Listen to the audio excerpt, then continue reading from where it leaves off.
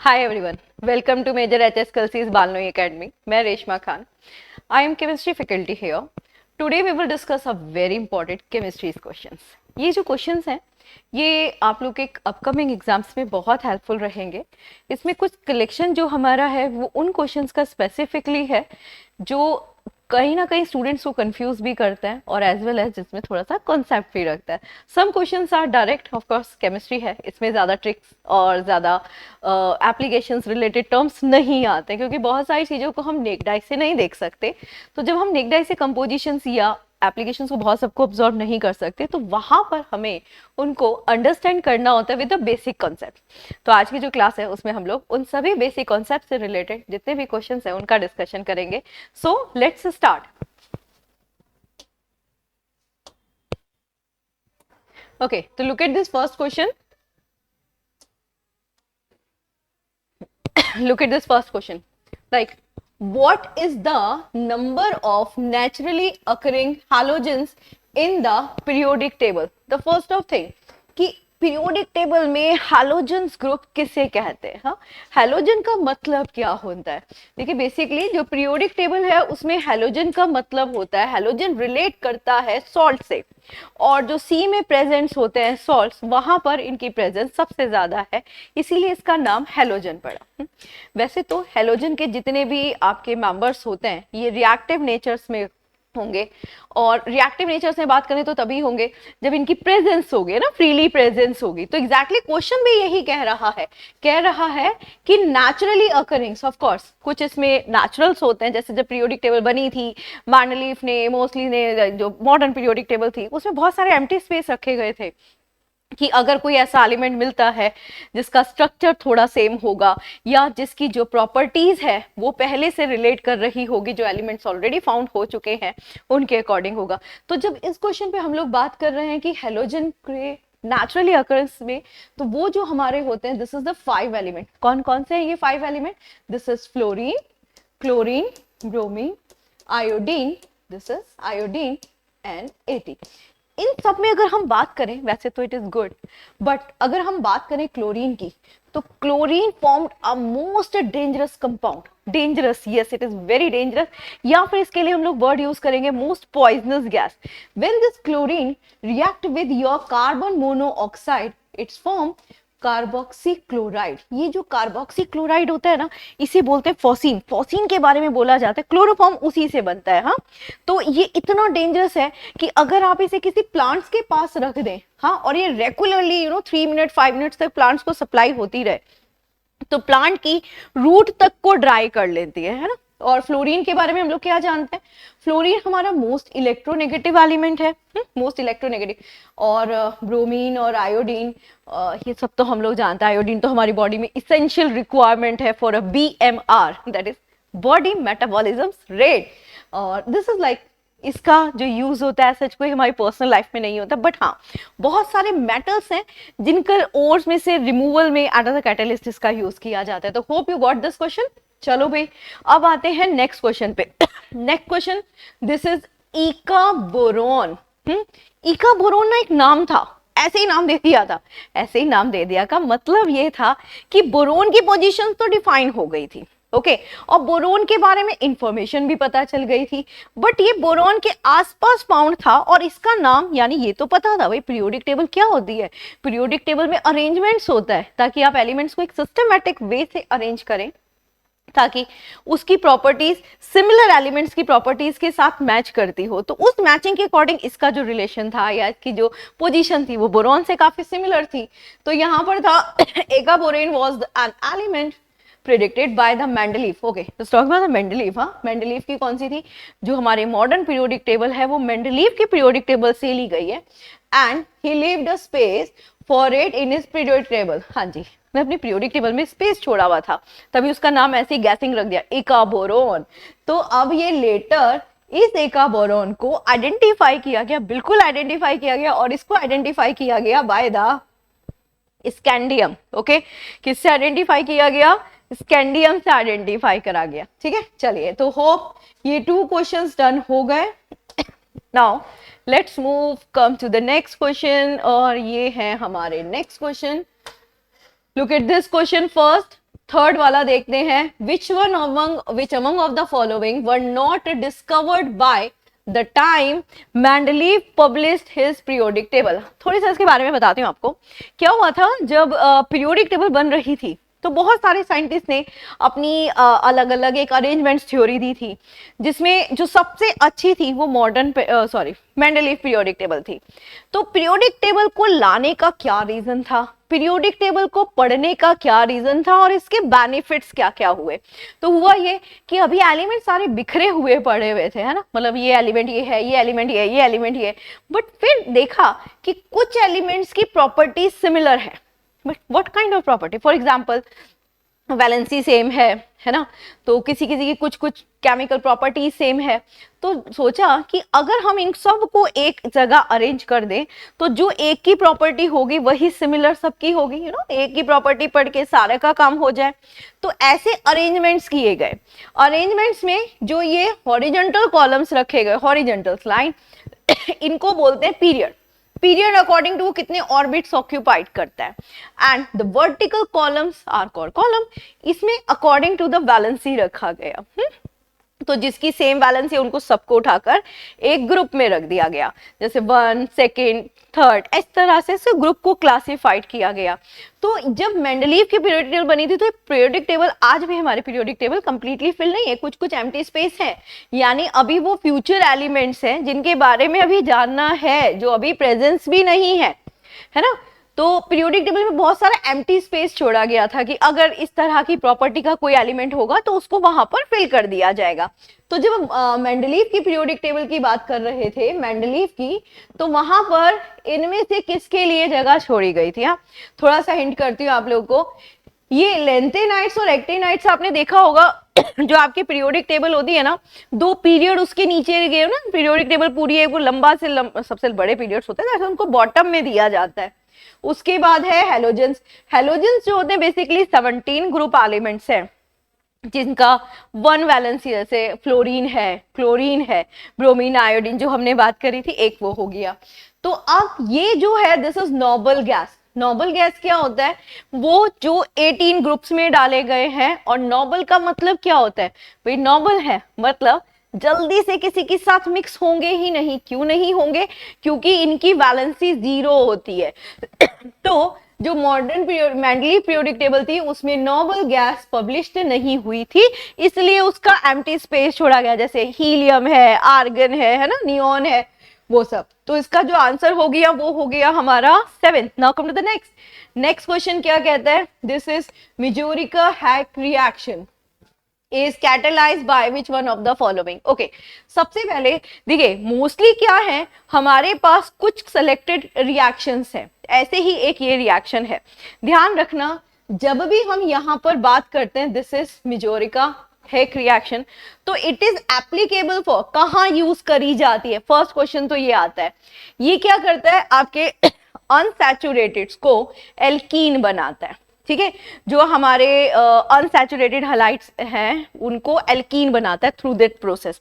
तो पर्टिकुलर कोई एग्जांपल तो होगा ही नहीं, है ना। लेकिन अगर हम इसमें बात करें कि कैटलिस्ट कौन सा यूज होता है, तो कुछ रिएक्शंस ऐसी हैं जिनके कैटलिस्ट ऑलमोस्ट रिजिड हैं, फिक्स हैं, जिनको हम चेंज नहीं करते क्योंकि वो रिएक्शन रेट में पार्टिसिपेट करते हैं। तो ऐसे ही यहां पर जो है दिस इज पैलेडियम। ठीक है भाई, समझ में आ गया, दिस इज पैलेडियम। तो चलिए नेक्स्ट प्रोसेस पर चलते हैं। This is a Haber process. Haber process is used in the producer. Now what is Haber process, कहां पड़ी है हेबर प्रोसेस। देखो, हेबर प्रोसेस में क्या होता है, नाइट्रोजन और हाइड्रोजन की रिएक्शन करा दी जाती है और ये यहाँ पे बन जाता है NH3, और NH3 जो है वो है आपका अमोनिया, राइट। तो हेबर प्रोसेस से किसका प्रोडक्शन हो रहा है, अमोनिया का प्रोडक्शन हो रहा है। अब इस अमोनिया से क्या करेंगे, नाइट्रिक एसिड या जितने भी हमारे नाइट्रोजन एनियस कंपाउंड्स हैं वो बनाए जाते हैं। तो इसका जो आंसर हो गया वो क्या हो गया, अमोनिया हो गया, NH3 हो गया। तो हमारे 5 क्वेश्चंस डन हो चुके हैं। होप आप लोग को समझ में आए होंगे। नाउ लेट्स मूव, आगे बढ़ते हैं, आगे आगे आगे, ये रहा। अब आगे हम नेक्स्ट क्वेश्चन पर। नेक्स्ट क्वेश्चन है हमारा 6th वाला question. Look at this question. क्या कहता है ये क्वेश्चन, कहता है what term transfer to the minimum temperature at which combustible substance begins to ignite. हमेशा ध्यान रखना, यहां पर talking about the temperature at which a body catch the fire. भाई यही है ना, कंबस्टेबल का मतलब क्या है कि वो जलना स्टार्ट कर दे.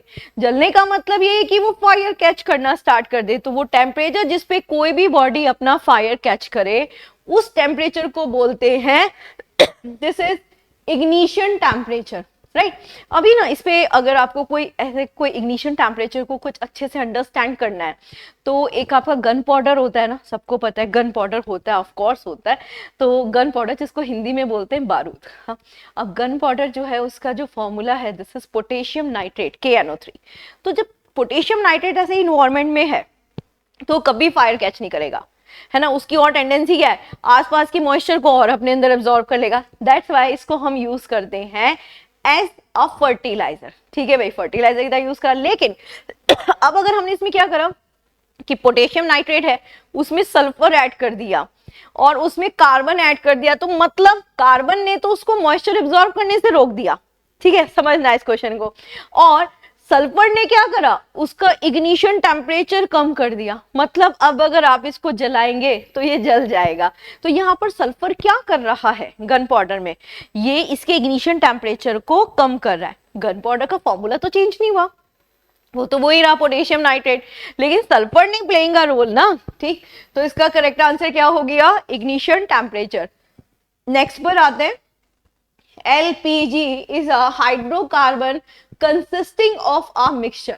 देखो कुछ चीजें फिक्स होती है ना, जैसे वी टॉकिंग अबाउट LPG, तो याद रखना LPG हो गया, LNG हो गया और CNG हो गया. ये ना गैसेस हैं, नेचुरल गैस का ही तो है. किसी में लिक्विफाइड करा गया है, किसी में कंप्रेस किया गया है.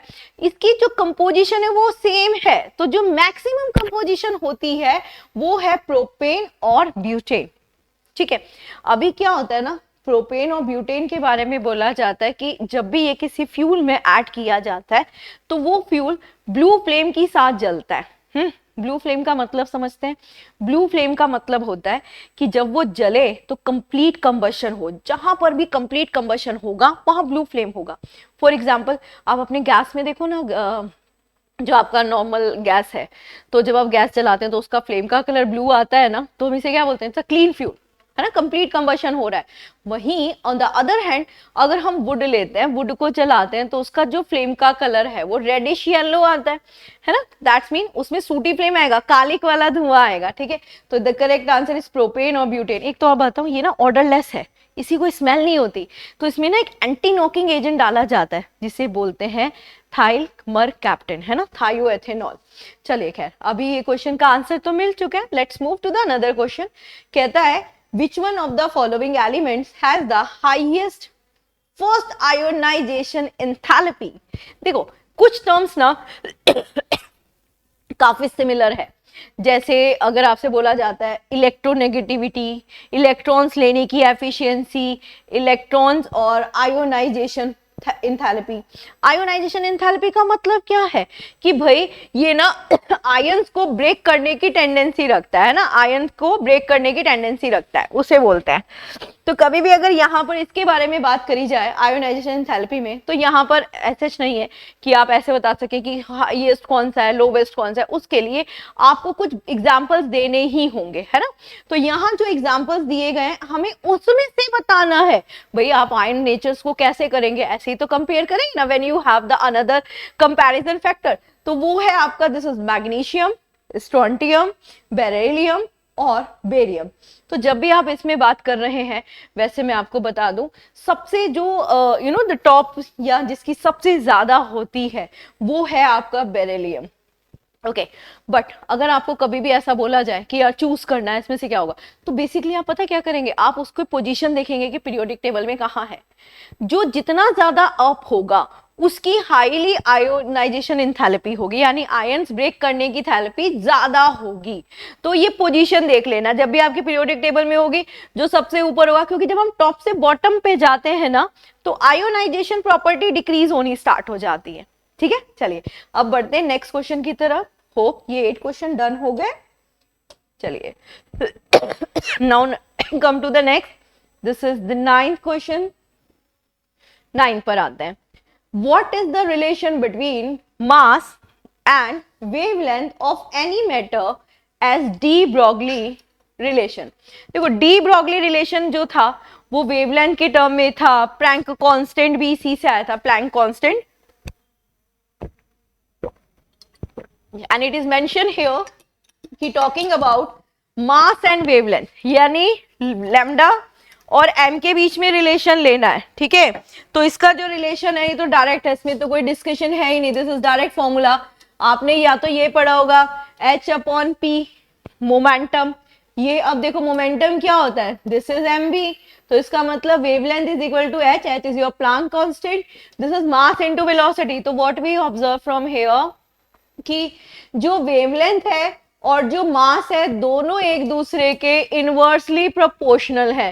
तो both are inversely proportional. Okay, this is the direct formula. इसमें कोई डिस्कशन की जरूरत नहीं, तो डायरेक्ट आपका फॉर्मूला बेस्ड क्वेश्चन है. Now the next, what is the general trend for the first ionization enthalpy in a group of the periodic table as we move from top to bottom? याद रखना अभी जो discuss किया था ना ionisation enthalpy. हाँ जी, तो जैसे क्या होता है जब आप टॉप से बॉटम की तरफ जा रहे होते हैं तो ये डिक्रीज होनी स्टार्ट हो जाती है. तो ये जो डिक्रीज होनी स्टार्ट हो गई, डिक्रीज डिक्रीज है ऑप्शन में, बिल्कुल है, ये रहा. ओके, नेक्स्ट पर आते हैं. नेक्स्ट क्वेश्चन का डिक्रीज था, इसको टिक कर लिया.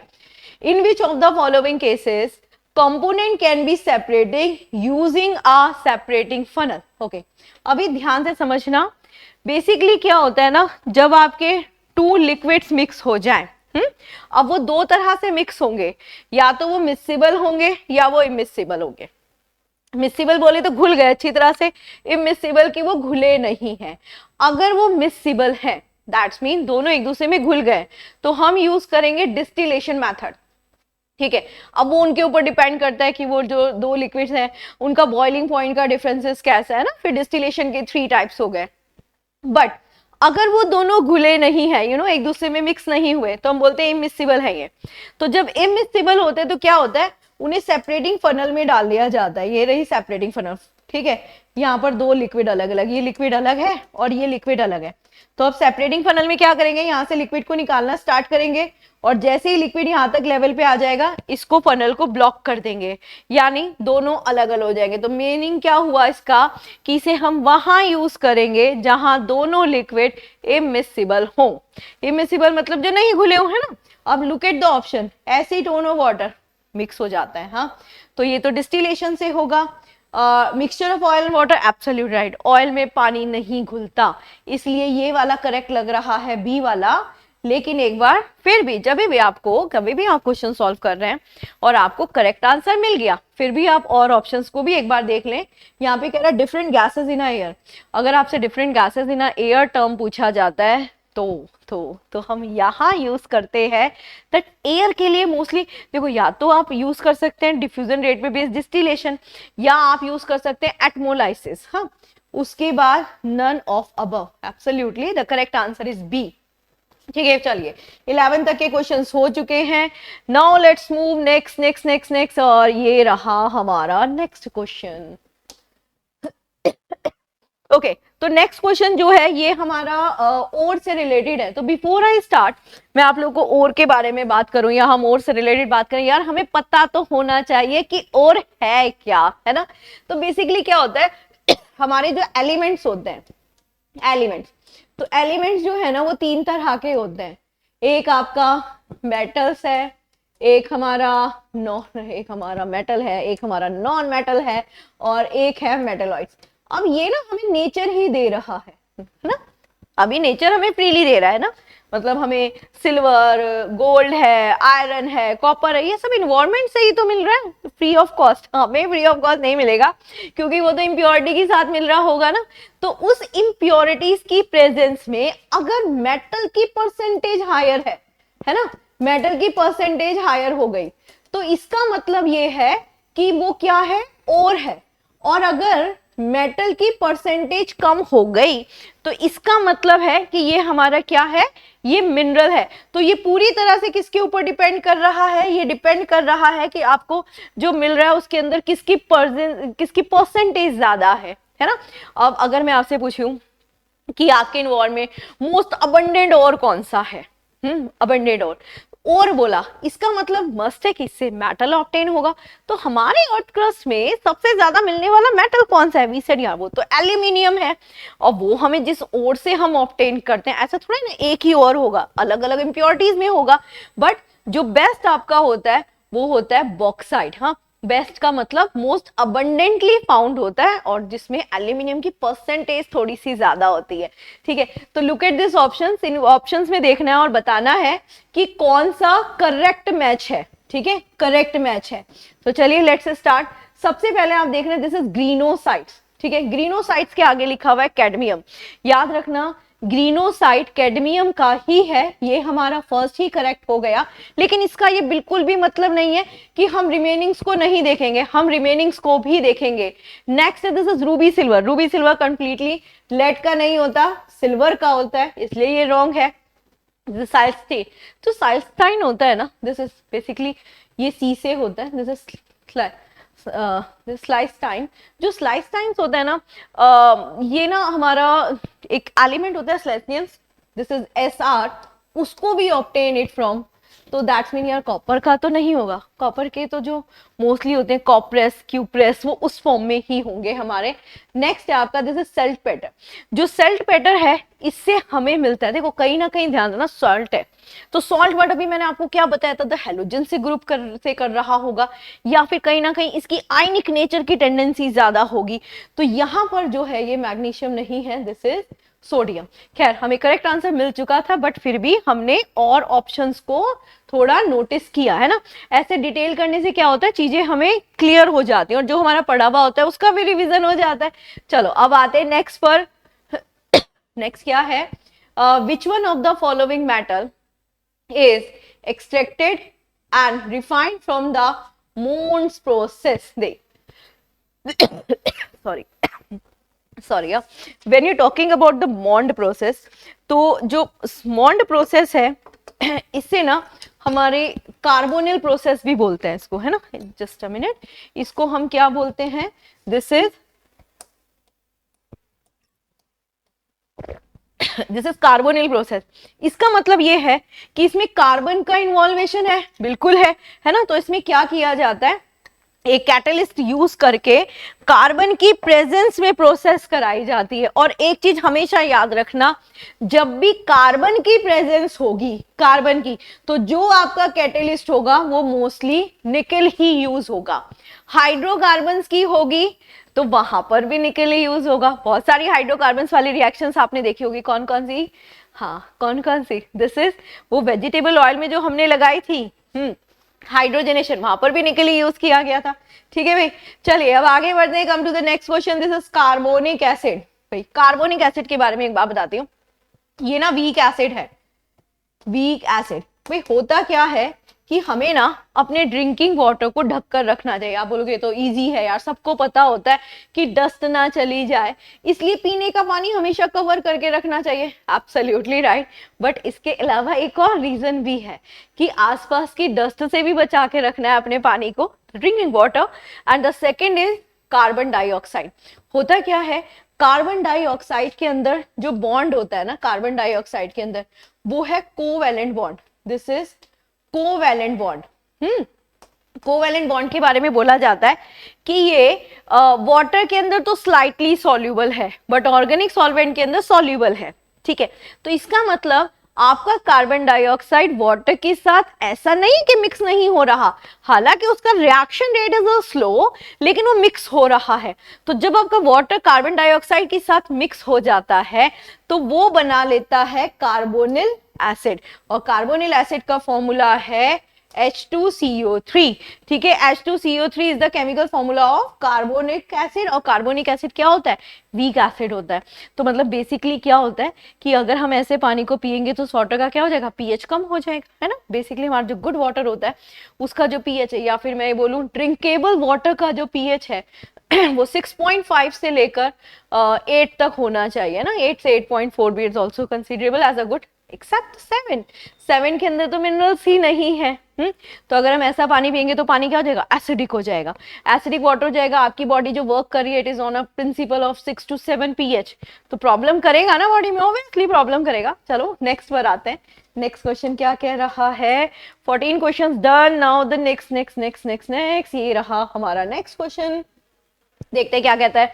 कहते हैं विच of the following comprise a standard hydrogen electrode. Okay, जब भी आपसे वर्ड पूछा जाता है ना स्टैंडर्ड हाइड्रोजन इलेक्ट्रोड, तो समझ जाइएगा कि यहां पर जो भी आपका इलेक्ट्रोड यूज करा गया है वो बहुत स्ट्रांगली कोडेड होना चाहिए, और स्ट्रांगली कोडेड के साथ उसका जो रिलेशन है वो थोड़ा हाईली रिएक्टिव मेटल होना चाहिए। ठीक है, तो यहां पर अगर हम देखें हमारे पास कॉपर है, आयरन है, गोल्ड है, प्लेटिनम है। अगर हम इन सब में कंपेयर करें तो रिएक्टिव जो है वो प्लेटिनम है सबसे ज्यादा, इसलिए the correct answer is a platinum electrode coded with the platinum black. Okay भाई, डन हो गई बात, बिल्कुल डन हो गई। अब आते हैं नेक्स्ट क्वेश्चन पर। Which one of the following is not the strong electrolytes. कभी भी याद रखना, अभी जस्ट आपको क्या बताया कि जो आपका कार्बोनिल एसिड था, अभी जो कार्बोनिल एसिड था ना इससे पहले वाले क्वेश्चन में, when your carbon dioxide is react with your water, तो जो कार्बोनिल एसिड बना था वो वीक एसिड था, है ना। तो जो भी आपका वीक एसिड होगा वो स्ट्रॉन्ग एंड इलेक्ट्रोलाइट तो हो ही नहीं सकता। तो अभी यहां पर देखिए, when we talking about the others, this is HCl, आप लोग अच्छे से जानते हैं HCl is considerable as your strong acid. This is a base KOH, potassium hydroxide, of course a strong base. Sodium hydroxide, caustic soda, आप लोग जानते हैं बहुत अच्छा, ये कैटलिस्ट की तरह से, इलेक्ट्रोलाइटिक की तरह से यूज किया जाता है। तो लेकिन ये जो है हाइड्रोजन वाला जो आपका है, दिस इज आपका कार्बोनिल एसिड, कार्बोनिक एसिड। तो कार्बोनिक एसिड जो है ये वीक है ना, इसलिए ये बहुत ज्यादा स्ट्रॉन्ग एंड इलेक्ट्रोलाइट्स की तरह से काम नहीं करता है। बेसिकली सब पूरा नेचर पे डिपेंड करता है।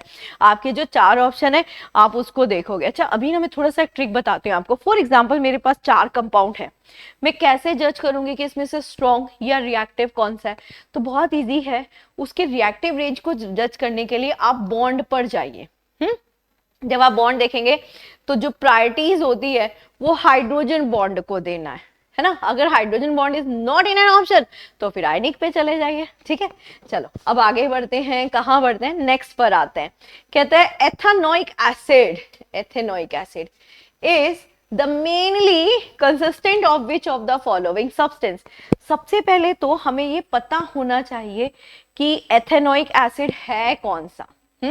तो बेसिकली क्या होता है, आपका जो एथेनोइक एसिड होता है वो हम उसे एथाइल अल्कोहल को बोलते हैं ना। तो जो एथाइल अल्कोहल है, ठीक, उसमें क्या होता है, तो एक काम करते हैं ना, हम ना चारों ऑप्शन की डिटेल में चले जाते हैं, पता लगेगा किसके अंदर कौन सा एसिड होता है। सबसे पहले हम बात करते हैं सोप की। By nature soap is base, जिसके अंदर होता है potassium hydroxide. When you talking about the vinegar, vinegar के अंदर होता है acetic acid. When you're talking about the curd, curd के अंदर होता है लैक्टिक एसिड, है ना, लैक्टिक एसिड होगा। जितने भी हमारे डेयरी प्रोडक्ट्स हैं उसमें यही होता है।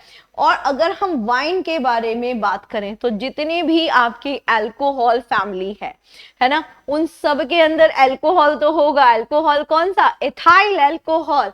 तो that's mean this is ethanoic acid. तो this is ethanoic acid, ethyl, ठीक है, एथेनोइक एसिड। चलिए खैर, अभी मैंने आपको इंडिविजुअल्स ना एसिड्स बता दिए हैं प्रॉपर कि इसके अंदर एथेनॉल, ठीक है, एथेनॉल है यानी एथाइल अल्कोहल है, और this is potassium hydroxide base है, एसिटिक एसिड, और ये लैक्टिक एसिड। कुछ ना बड़े कॉमन कॉमन से कंपाउंड्स हैं जिनके बारे में मोस्टली क्वेश्चंस पूछा ही जाता है, तो ये वन ऑफ देम था, है ना, देख लिया होगा आपने। एक और क्वेश्चन है यहाँ पर, देख लेते हैं। The chemical formula of hydrogen cyanide. तो hydrogen cyanide, this cyanide is CN, है ना, this is hydrogen cyanide HCN। अच्छा, फॉर्मूला कैसे बनाते हैं सोचते होंगे ना, हम लोग फॉर्मूला बनाने के लिए क्या करना है, वैलेंसीज पता होनी चाहिए, वैलेंसीज हो क्रॉस मल्टीप्लाई कर दो, वही आपका फॉर्मूला बिल्ट हो जाता है। चलिए 18 तक डन हो चुका है। नाउ लेट्स मूव, आगे बढ़ते हैं, नेक्स्ट क्वेश्चन की तरफ आते हैं। This is bond angle. देखिए, जब आपको बॉन्ड एंगल के बारे में बात करनी है तो आप सारा बॉन्ड एंगल नहीं पढ़ सकते ना, सबके बॉन्ड एंगल्स लर्न नहीं कर सकते, बट कुछ कंपाउंड्स ऐसे हैं जिसके आपको बॉन्ड एंगल्स करने होंगे। जैसे फॉर एग्जांपल यहां इस क्वेश्चन में देखिए, व्हाट इज द HCH, दोनों में सिंगल बॉन्ड है, angle in a methane molecules. तो हमेशा याद रखना, व्हेन द कंपाउंड, कोई भी element is bounded by the 2 hydrogen, तो उसका जो एंगल बॉन्ड होता है वो 102 से लेके 111 12 तक के ही बीच में रहता है। तो पहली चीज तो ये डन कर लेना, इसका मतलब 75 को एलिमिनेट कर देंगे, बिल्कुल कर देंगे, 150 को एलिमिनेट कर देंगे, बिल्कुल कर देंगे, 120 को एलिमिनेट कर देंगे, बिल्कुल कर देंगे, बचा क्या 109.5। तो this is the way to study, है ना। आप इतने सबके बॉन्ड एंगल्स लर्न नहीं कर सकते, तो सेवरल कंपाउंड्स, यार इतने सारे कंपाउंड से कैसे करोगे। हाँ चलो, अब आते हैं नेक्स्ट क्वेश्चन की तरफ। Which of these is a condensation polymer of ethylene glycol and terephthalic. सबसे पहले तो इसके बारे में थोड़ी सी बात आपको बताती हूँ। क्या होता है, जो आपका टेरिफेथिलिक होता है और ये ग्लाइकॉल होता है, ये बहुत स्ट्रॉन्ग होते हैं, है ना, स्ट्रॉन्ग स्ट्रक्चर बनाने के लिए यूज किया जाता है। फिर इनको कंडेंसेशन प्रोसेस से बनाया गया और इनकी बहुत सारी यूनिट्स यूज करी गई हैं, पॉलीमर। तो ये जो आपका बनता है, दिस इज योर ट्राइलिन, ठीक है, दिस इज योर ट्राइलिन। हो सकता है ट्राइलिन वर्ड आपने नहीं सुना हो, वैसे तो ना काफी गेस कर सकते थे, थोड़ा थोड़ा ना नेम भी सिमिलर है। इसका एक और नाम है, दिस इज डेक्रोन। क्या बनाते हैं इसको वो, एमसी वगैरह नहीं, एमसी नहीं, टायर समझ लीजिए, द बेस्ट एग्जाम्पल। जो हैवी सी रबड़ होती है ना हमारी टायर वाली, वो इसी से बनती है, ठीक है। चलिए अब आगे बढ़ते हैं, नेक्स्ट पे आते हैं। Which among of the following is added to the natural rubber in the conventional vulcanization process? सबसे पहले मैं आपको बताती हूँ क्या होता है ना, when the rubber is obtained, may be artificially may be naturally, तो ये बहुत सॉफ्ट होती है।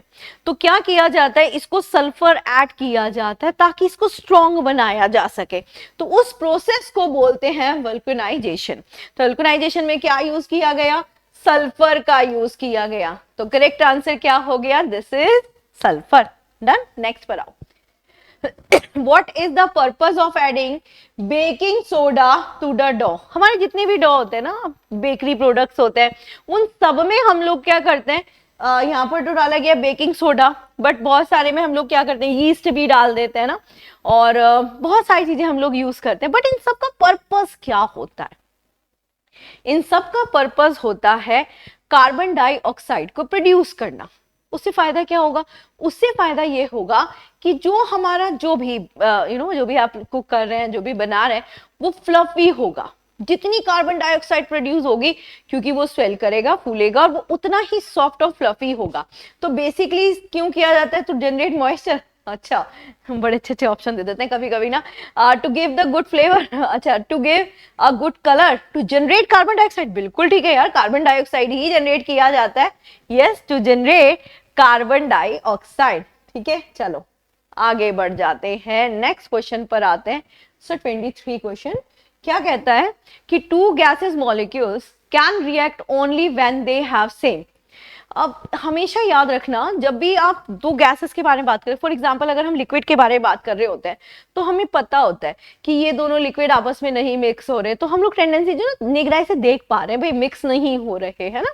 बट जब आप ये गैसेस के बारे में बात कर रहे होंगे, तो गैसेस में आपको पहले चेक करना होता है कि एक्चुअल में ये गैसेस मिक्स हो भी पाएंगे कि नहीं। तो वो चेक किससे करते हैं, तो बहुत सारी बार स्टूडेंट्स को लगता है कि ये जरा चेक कर दोगे थ्रू द एनर्जी लेवल, कि दोनों का एनर्जी लेवल है सेम या नहीं है। फिर कोई डिफ्यूजन रेट की बात कर रहा होता है, कोई प्रेशर की बात कर रहा होता है, बट एक्चुअली ये पूरी तरह से डिपेंड कर रहा होता है इलेक्ट्रॉन्स के मोशन पर, यानी गैस के पार्टिकल्स के मोशन की ओरिएंटेशन पर। है ना, इसी को हम स्टेरिक वर्ड यूज करते हैं ना, स्टेरिक मूवमेंट को, उनकी ऑर्गेनाइजेशन को। ऑर्गेनाइजेशन का मतलब है लाइक उनके डायरेक्शनल्स कैसे होंगे, उनका मोमेंटम कैसा होगा, दैट इज कॉल्ड, हाँ, एनर्जी डिस्ट्रीब्यूशन कैसा होगा। तो we said steric factor, orientation, that must be the correct answer. Okay भाई, that must be correct answer. ठीक है भाई, अभी हमारे कितने क्वेश्चंस हो गए, अभी हमारे 23 क्वेश्चंस हो चुके हैं। नाउ लेट्स मूव, अब हम लोग आते हैं हमारे 25th वाले क्वेश्चन पर। आप लोग एक चीज ध्यान से समझिएगा, जब भी हम इलेक्ट्रॉन एफिनिटी के बारे में बात कर रहे होते हैं तो वी ऑलवेज गिव हम लोग हमेशा क्या बात करते हैं कि मोस्टली जब भी आपने एग्जांपल्स देखे होंगे तो आपने देखा होंगे मोस्टली आप हमारे हैलोजन फैमिली के मेंबर्स को ही ज्यादा लेते हैं। क्यों लेते हैं हैलोजन फैमिली के मेंबर्स को? क्योंकि इनकी ना ये सॉल्ट है, आयनाइज्ड होने की प्रॉपर्टी थोड़ी सी हाईएस्ट होती है, इसलिए लेते हैं। चलो खैर, थोड़ा सा आगे बात करते हैं। Which one of the following has the lowest electron affinity? अभी हमने क्या पढ़ा था? आयोनाइजेशन वाली पढ़ी थी, है ना। अब हम आ गए इलेक्ट्रॉन एफिनिटी, यानी इलेक्ट्रॉन्स एफिशिएंसी, इलेक्ट्रॉन्स को लेने की एफिशिएंसी वी टॉकिंग अबाउट। अगर यहाँ पे हाई होता तो याद रखना, एक कॉन्ट्राडिक्शन एक्सेप्शन केस है कि fluorine is your most electronegative element and chlorine is your maximum electron acceptable. Contradiction है ना, मन में चल रहा होता है यार इलेक्ट्रॉन ले रहा है तो नेगेटिव होगा, बट एक्चुअली इलेक्ट्रॉन लेने की टेंडेंसी ही एफिनेटिव टेंडेंसी को बोला जाता है। चलो खैर, अभी इसमें आगे देखते हैं।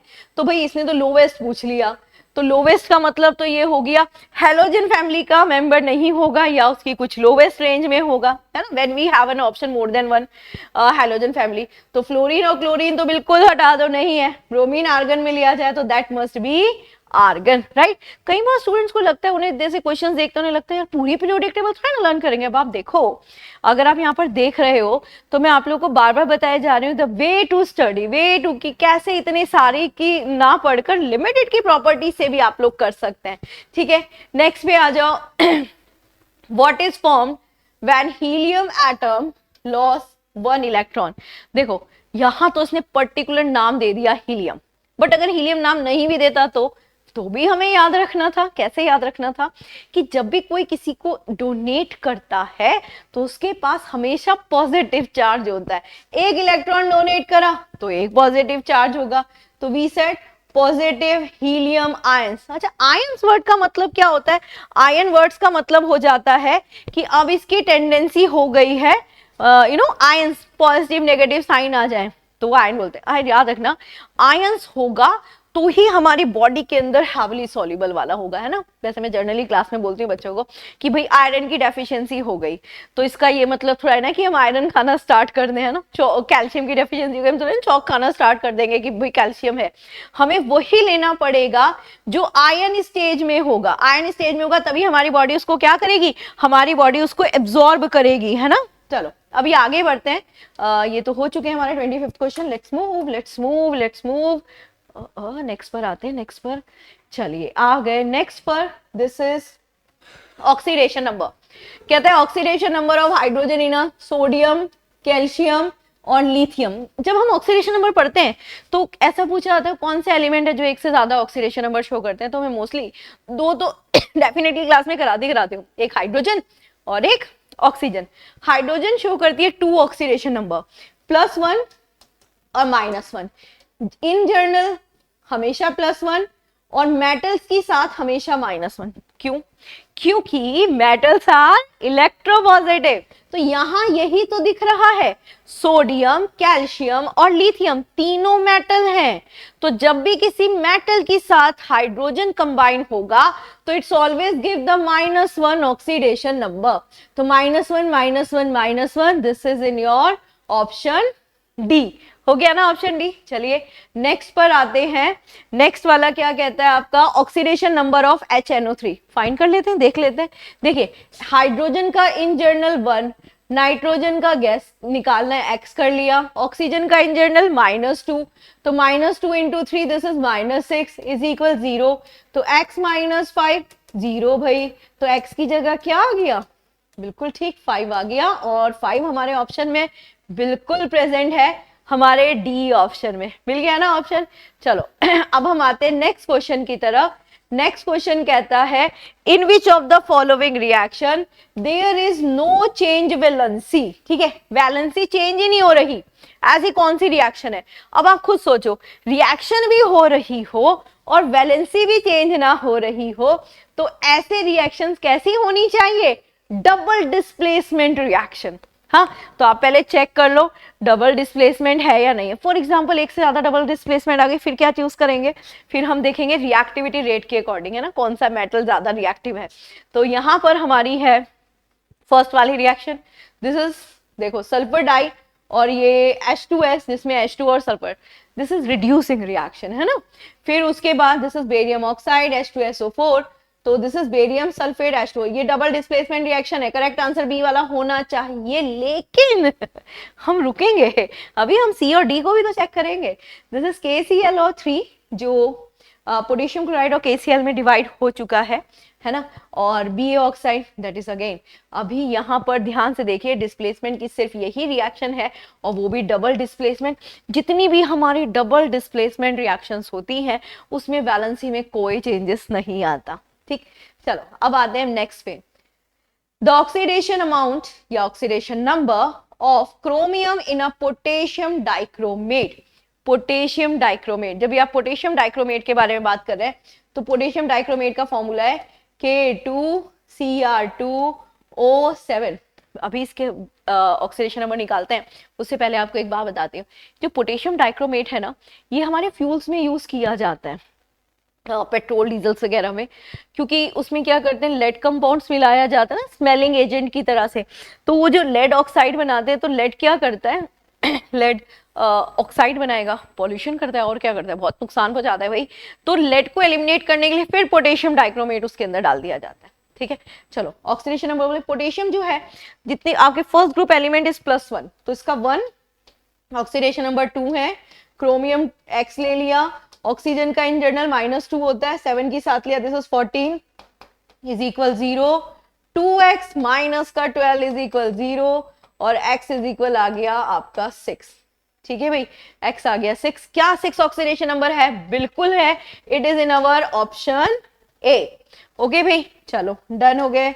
अब come to the next question, next question की तरफ आते हैं। ये रहा हमारा नेक्स्ट क्वेश्चन, ये कह रहा है NH4 ट्वाइस और SO4 इज, मतलब इसमें आपको ऑक्सीडेशन नंबर बताना है किसका? नाइट्रोजन का।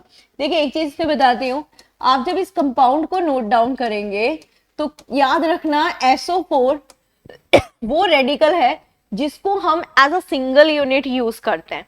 तो अगर SO4 का दिस इज -2 ऑक्सीडेशन नंबर, तो इसका ऑक्सीडेशन नंबर क्या हो जाएगा? +2, यानी NH4 के ऊपर ट्वाइस चार्ज कितना आ गया? +2।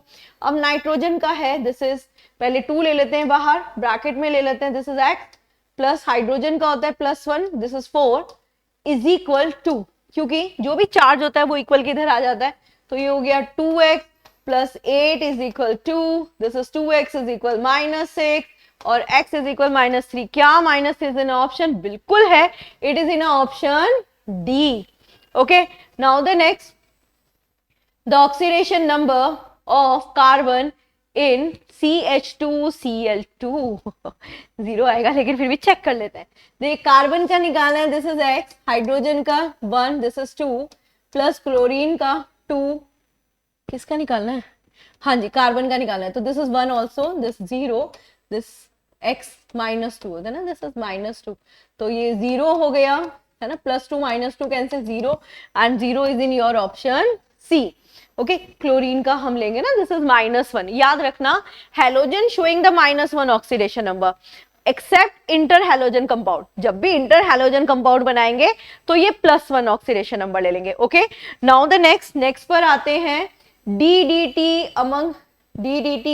Among the following. पहले तो ये बताइए यार, DDT के बारे में हम लोग क्या जानते हैं, है ना, सुना होगा आपने कहीं पर मॉस्किटोज बहुत ज्यादा हो गए तो DDT का स्प्रे कर दिया जाता है ना। तो बेसिकली DDT क्या होता है, 2 D है और एक T है, this is your dichloro diphenyl dichloride. ठीक है, ये तो हो गई इसकी फुल फॉर्म।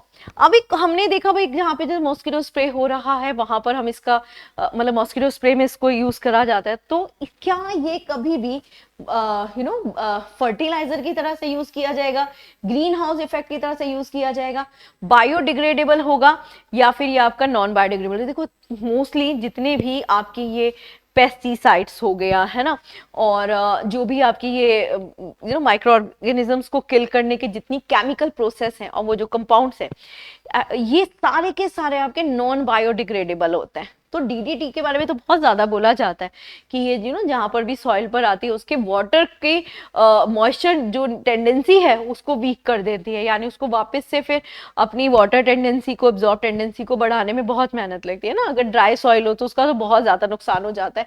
तो वी सेड नॉन बायोडिग्रेडेबल है ना। ठीक है, चलो नेक्स्ट पर आते हैं। Okay, now the next question जो है ये आपका पूरी एटमॉस्फेयर की वाला ही है। बिफोर वी स्टार्ट हमें एटमॉस्फेयर के बारे में ना थोड़ा थोड़ा जानना चाहिए। तो वैसे तो यहाँ पर तो मैं क्वेश्चंस करा रही हूँ, बट फिर भी जब आप अपने लेवल पर स्टडी कर रहे हैं, रिकॉल कर रहे हैं, तो बेटर होगा कि एटमॉस्फेयर की ईच लेयर का डायग्राम बनाए विद द डिस्टेंस के साथ में, और ईच लेयर का क्या पर्पस है, क्या यूज है, क्या इन्वॉल्वेशन है वो नोट डाउन करें, क्योंकि एटमॉस्फेयर का एक क्वेश्चन ऑलमोस्ट आता ही है, one of important question. The upper most region A of the atmosphere is called. सबसे पहले तो अपर मोस्ट रीजन क्या होता है? अच्छा, अपर मोस्ट रीजन की बात करें तो याद रखना हाइड्रोजन उसमें मोस्ट अबंडेंट होता है, लाइट होती है ना, उड़कर ऊपर चली जाती है, तो उसे बोलते हैं एक्सोस्फेयर। ठीक है, this is your exosphere. Okay, चलो अभी हो गए नेक्स्ट 33 क्वेश्चंस हो चुके हैं, done. Now come to the next. पहले ये वाला क्वेश्चन देख लेते हैं। ये क्वेश्चन कह रहा है the region which is greatly affected by the air pollution। Exactly, air pollution से सबसे ज्यादा इफेक्ट किसको होता है? तो जब भी हम एयर पॉल्यूशन के बारे में बात करते हैं तो उसमें जो इफेक्ट सबसे ज्यादा देखने को मिलता है, जो हमारे एटमॉस्फेयर के रीजन्स के थोड़ा नियर वाला होता है, this is your troposphere. Troposphere में एयर पॉल्यूशन का सबसे ज्यादा इफेक्ट होता है। अभी इसके बाद नेक्स्ट वाले क्वेश्चन को देखिए। जो नेक्स्ट वाला क्वेश्चन है वो कहता है the reason containing water vapour is. याद रखना जितना एयर पॉल्यूशन होगा उतना ही वाटर वेपर टेंडेंसी जो है वो हमारी वीक होनी स्टार्ट हो जाएगी। तो यहाँ पर जो होता है this is again your troposphere. ठीक है, क्या आंसर होता है इसका? This is troposphere. जो ट्रोपोस्फेयर होता है ना बेसिकली ये मेसोस्फेयर का बॉटम वाला होता है ना, जैसे मेसोस्फेयर है उसके बॉटम वाले को ट्रोपोस्फेयर बोलते हैं। चले नाउ नेक्स्ट पर आते हैं। विच of the following is a green house effect? सबसे पहले तो ये पता होना चाहिए ग्रीन हाउस इफेक्ट है क्या। तो एक बहुत ज्यादा मुझे क्वेश्चंस याद आ रहा है, उसी को एक्सप्लेन करती हूँ कि अगर आपकी कार ना धूप में खड़ी हुई है, उसकी डोर विंडोज वगैरह सब बंद है, थोड़ी देर बाद आप गए तो आपने देखा जो कार है वो अंदर से बहुत गर्म हो गई। तो गर्म वो इसलिए हुई होगी क्योंकि रेडिएशन आया होगा। कौन सा रेडिएशन? यूवी रेडिएशन, इंफ्रारेड के साथ आ रहा है। तो ये जो आपका यूवी रेडिएशन आया है, क्वेश्चन ये है उसका नाम ही देखो क्या, रेडिएशन। मतलब no medium required for propagation, फिर भी ऐसा हुआ कि ये आया और वापस नहीं जा पाया, यानी कोई तो था जिसने इसे ट्रैप कर लिया है ना। तो that effect is called a green house effect. तो ग्रीन हाउस इफेक्ट का मतलब क्या हुआ? The trapping of UV radiation. तो उसमें जो मेन रोल प्ले करता है वो है कार्बन डाइऑक्साइड। अनदर जो भी इन्वायरमेंट में कुछ भी हो रहा है उसमें वाटर वेपर का तो इंपॉर्टेंट रोल है ही। हाँ, तो खैर यहाँ पर देखते हैं कि ग्रीन हाउस इफेक्ट इनमें से किससे रिलेट कर रहा है। तो कह रहा है क्या the farming of green plants? नहीं भाई। Farming of vegetables in houses? बिल्कुल भी नहीं। मतलब जल जाएंगे ना, इतनी ज्यादा गर्मी देंगे तो। ग्लोबल वार्मिंग ले सकते हैं, बायोडिग्रेडेबल से कोई बहुत ज्यादा लेना देना नहीं है। तो भाई जितना वार्म रहेगा, नो टेम्परेचर रेस करेगा, उतना ही उसी को हम क्या बोलेंगे? ग्लोबल वार्मिंग बोलेंगे। ठीक है, नेक्स्ट पर आते हैं। हमारा नेक्स्ट क्वेश्चन है next it is 37th question. क्या कह रहा है 37th क्वेश्चन? देख लेते हैं। 37th क्वेश्चन बोल रहा है the irritated red hedge in a traffic and the congested places is due to the presence of which one of the following।